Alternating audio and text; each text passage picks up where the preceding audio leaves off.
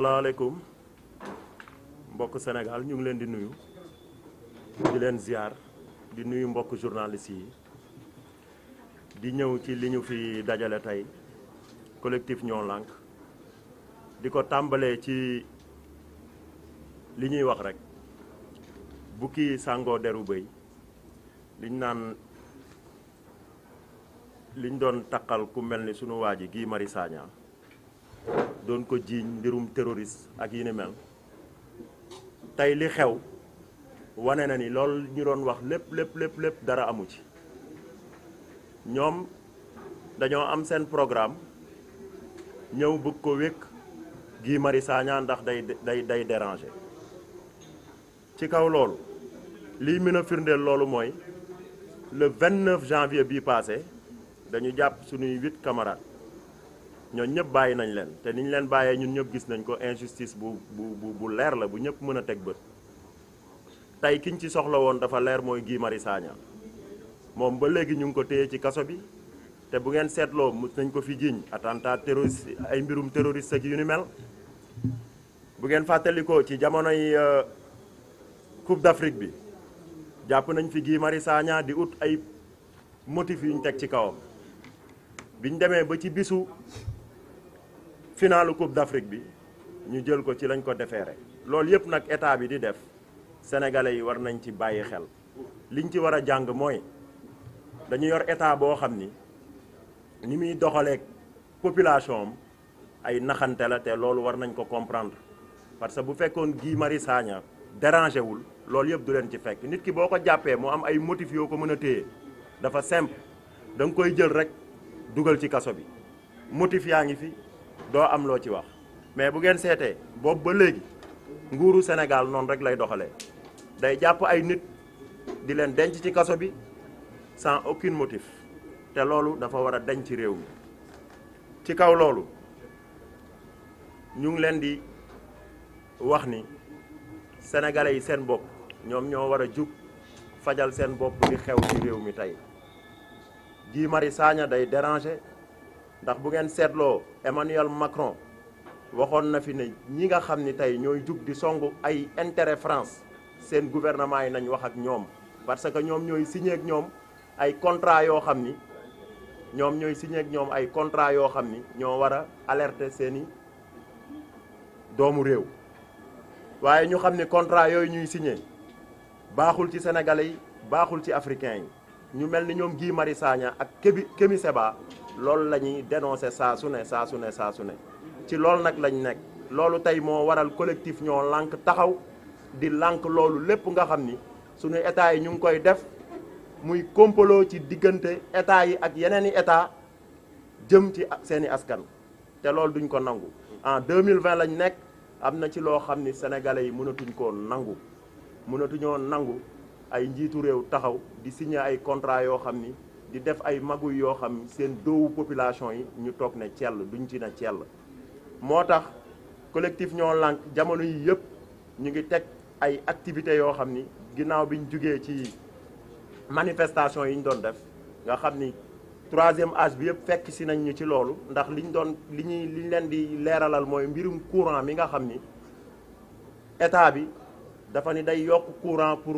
yóbbu ko ci dëkk yi gën a sori te loolu ñun ñëpp gis nañ ni loolu du objectif bi seen objectif mooy dañoo am gab boo xam ni ñoom ñoo ko indi ci trésor public gu Sénégal te ñoom ñoo jël alalu réew mi foowee ko ba noppi bëgg ko jëlaat suñuy poos loolu nag population bi dina ci jug te duñ ko seetaan li gën a pire mooy bu fekkoon dañ koy yokk ci 10% rek yam ci ñu ne leen waaw waaye 10% yooyu sénégalais yëpp xam nañ ni romb nañ ko mën naa ni 100% la ñuy dagg sénégalais yi ci prix de l'électricité bi ñu ne dañ koy yokk loolu moo tax Ñoo Lank di xeex te gis ngeen xeex boobu ñoom seen bopp dem nañ ba xam ni carrément mënatuñ téye nit ñi ndax seen dëgg lañ nekk moo tax bi ñu lancé flyers fépp gis ngeen ni dañoo génn fii police bi di dal suñu kaw ay policiers yoo xam ni déjà ay civil lañ ñëw di arrêter les citoyens yi nga xam ñooy marche te amuñu ci wàll amuñu droit def loolu bi ñu riposté ci loolu li ci xew duñ leen ko wax jàppoon nañ ñu fi téye ñu mais bi ñu riposté ci loolu gis ngeen ni carrément ñu ngi ciy dellu ginnaaw ndax bërki démb bi ñu génnee jàpp nañ ku mel ni kilifa waaye dañ ko mujj bàyyiwaat ndax ñoom ñi ñu koy sant ñu koy def xam nañ ni sax li ñu leen di sant c'est illégal te réew lañ nekk moo xam ni dafa am ay charte yoo xam ni moo tënk réew mi ci lépp lu fi waay def te waroo ko def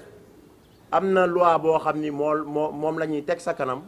ne la lii moo tax ñu mën la jàpp waaye dañuy jàpp nit ñi sans motif loolu nag bu ngeen ko gisee mooy dañ naan ku aj da ngay bañ ku téen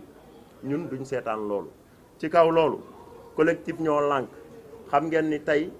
flyers fépp lañ lancé am na itinéraire yu ñu jëloon démb am na itinéraire itam yu nekk suñu kanam di leen fàttali itam ne ku mel ni waa sunu mbokk yi nga xam ñoo nekk Tëngéej ñu ngi waajal ñoom it seen manifestation vendredi di ci woo ñëpp ñu teewe ko te loolu lañ nar a continuer ci Sénégal gépp ba ci àddina bu ngeen xoolee flyers yi ñuy distribuer ba ci àddina yëpp yéen a ngi gis sénégalais yi di jug di dem di ko di déposer ay di distribuer ay flyers di alerter opinion bi di leen wax ni carrément arnaque la boo xam seen population moo koy def seen kaw di wax ni Guy Marius Sagna dinaa ñëwaat ci moom day déranger bu ngeen xoolee démb lañ libéré suñu ñaari camarades ku mel ni Leuz Def Tekk Fallou Seck ak Ousmane Sarr ñun ñi nekkoon foofu di leen xaar ñun sax suñu xol neexul bu ngeen xoolee Fallou Seck ñi ko xam ñëpp xam ni c'est un jeune brillant koo xam ni dafa am xadar mais bi mu génnee démb yaramam daa dee ndax lim ñu wax mooy mënumaa génn bàyyi Guy Marius Sagna ci biir kaso bi kon nag donc nitu dëgg valeur ak FRAPP France Dégage SNP FDS ak ñi bokkoon ci collectif bi nga xam ni ba laataa ñoo lànk bi di taxaw ñoom ñëpp ñoo demoon palais ba léegi ñu ngi taxaw di soutenir ñoo lànk nekk ci biir ñoo lànk taxaw di xeex injustice yi nga xam ne moo am ci réew mi di yëgal sénégalais yi ne leen mbéjum kanam boroom moo koy fajal boppam président Macky Sall bi ñu koy fal di ko jox suñu réew en 2012 du lii moo taxoon ñu jox ko réew mi ay injustice la woon te injustice dafa war a dakk ci réew mi Sénégal en 2020 vraiment war nañ dépasser fi ñu toll tey ci distribution de flyers yi nga xam ni nekk nañ ci le 25 janvier prochain samedi bii di ñëw rond-point Liberté 6 marché Grand Yoff lañ koy defee marché samedi le rond-point Liberté 6 marché Grand Yoff mais di wax ni tam aussi le vendredi 31 le vendredi 31 2020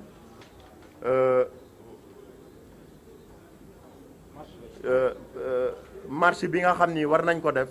mu ngi itinéraire bi ñu ngi ko jàpp avenue Cheikh Anta Diop ak poste Médine di ci woo sénégalais yëpp di leen wax ni Sénégal ñoo ko bokk journalistes yi yéen sax ñu ngi leen di invité ci marche yi ngeen di ñëw jor seen caméra sol ñoo lànk taxaw ndax li ñuy xeex yéen ñëpp a ciy gis seen bopp maa ngi leen di gërëm di leen sant. donc nee nañu ni première action bi ñuy annoncé tey mooy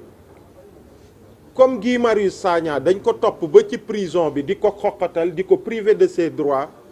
ñu ci bëri ñu mel ni Simon Kouka bu Y'en a marre par exemple il a cherché à avoir un permis de visite pour dem seeti ko ñu bañal ko